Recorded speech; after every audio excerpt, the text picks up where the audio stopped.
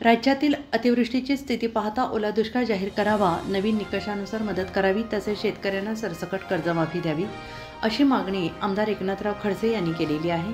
पहा या संदर्भातली त्यांची भूमिका. राज्यभरामध्ये मोठ्या प्रमाणावर अतिवृष्टीची ढगफुटी झाली आणि त्यामुळे शेतीचं, घरादारांचं, गुरांचं, जनावरांचं फार मोठं नुकसान झालं. आणि अशा स्थितीत आज शेतकरी हवालदिल आहे. शेतकरी उघड्यावर आहे. सरकारने तातडीनं मदत करण्याची याला आवश्यकता आहे. आता एक तर शेतकरी आहे, त्याला मदत जी मिळते, जे जाहीर केली आहे ते अल्प मदत आहे. शेतकऱ्याला मदत देण्याच्या संदर्भामध्ये सरकारने निवडणुकीच्या कालखंडामध्ये एक GR काढला होता आणि त्या GR नुसार शेतकऱ्याला काही जास्तीची मदत मिळण्याची भूमिका सरकारने घेतली होती. पण निवडणुकीच्या कालखंडामध्ये काढलेला तो GR आता सरकारने रद्द केला आणि मागे एक GR जो होता त्याच्यामध्ये अत्यल्प अशी मदत मिळत होती, तो GR मागचा GR वगैरे आता सुरू केला. त्यामुळे एकतर तुम्ही निवडणुकीच्या कालखंडामध्ये जी GR केला म्हणजे प्रति 3 हेक्टरपर्यंत मदत मिळत होती, आता 2 हेक्टरपर्यंत मदत मिळेल. फळबागांना त्या ठिकाणी 35,000 रुपयाची मदत मिळत होती, आता ते 25,000 मिळेल हेक्टरी. आणि 3 हेक्टरपर्यंतची मदत 2 हेक्टरपर्यंत करण्याचं कारण काय? आता 3 हेक्टरपर्यंत शेतकऱ्याला कमीत कमी मदत दिली पाहिजे आणि ते नवीन GR प्रमाणे, म्हणजे जो नवीन म्हणजे निवडणुकीच्या कालखंडात घेतलेल्या GR प्रमाणे दिली पाहिजे, ही भूमिका. दुसरी भूमिका अशी की ओला दुष्काळ जारी केला पाहिजे. माझ्या माहितीप्रमाणे 43 वर्षामध्ये, 50 वर्षामध्ये या राज्यामध्ये सरसकट ओला दुष्काळ जाहीर झालेला नाही, कारण तशी परिस्थिती निर्माण झालेली नाही. पण आता तशी परिस्थिती निर्माण झालेली आहे आणि ओला दुष्काळ सरकारने जाहीर करून केंद्र सरकारच्या निकषाप्रमाणे या ठिकाणी पैसा उपलब्ध करून दिला पाहिजे. आता निवड राज्यावरच राहून भागणार नाही, तर केंद्रानेही पुढाकार घेऊन राज्यभरातल्या शेतकऱ्यांना मदतीचा हात दिला पाहिजे.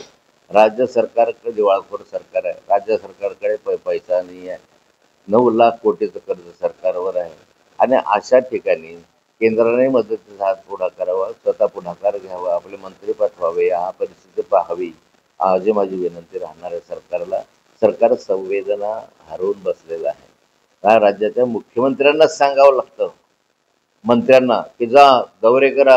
मंत्र्यांनी तर सुमोठे दौरे केले पाहिजे, स्वतःहून केले पाहिजे. काही मंत्री गेले, पण काही मंत्र्यांना सूचना द्यावी लागते. हे राज्याचं दुर्दैव आहे. याच्यावर लक्षात येतं की यांना शेतकऱ्यांविषयी किती आस्था आहे. निवडणुकीच्या पिरियडमध्ये लाडकी बहीण योजनेच्या संदर्भात तात्काळ त्यांनी निर्णय करून, ठराव करून लाडक्या बहिणींना पैसा दिला होता. त्याच पद्धतीने आता शेतकऱ्यांना शेती सरकार मदत करेल का, काय वाटतं? निवडणुकीच्या कालखंडामध्ये लाडकी बहीण योजना जाहीर केली आणि मग त्याच्यासाठी पैसा देण्यासाठी त्यांनी इतके निर्णय धापटाफाटाफट घेतले. लगेच ताबडतोब महिलांना बोलवलं. महिलांकडून काही कागदपत्र न घेता, अधुरे कागदपत्र असतील तरीही त्यांना मदत देण्याची भूमिका घेतली आणि त्याप्रमाणे मदतही सरकारने त्या ठिकाणी दिली.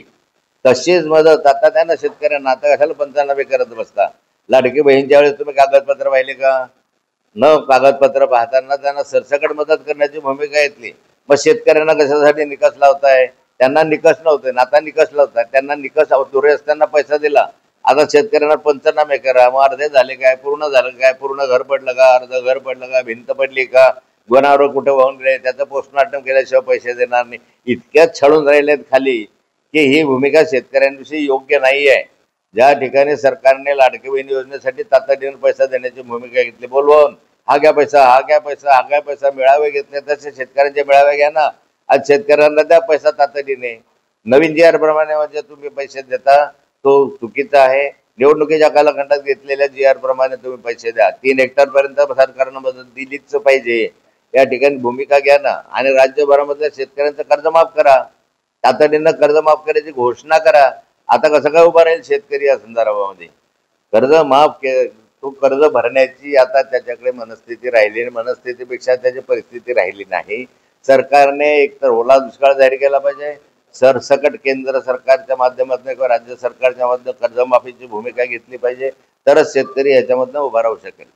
शेतकऱ्यांच्या प्रश्नासंदर्भात काही दिवसांपूर्वी बच्चू कडू यांनी निवेदन देण्यासाठी जिल्हाधिकारी कार्यालयात गेले होते. त्या ठिकाणी त्या निवेदन देत असताना काही गोंधळ झाला, मात्र त्यांच्यावर गुन्हे दाखल करण्यात आलेले आहेत.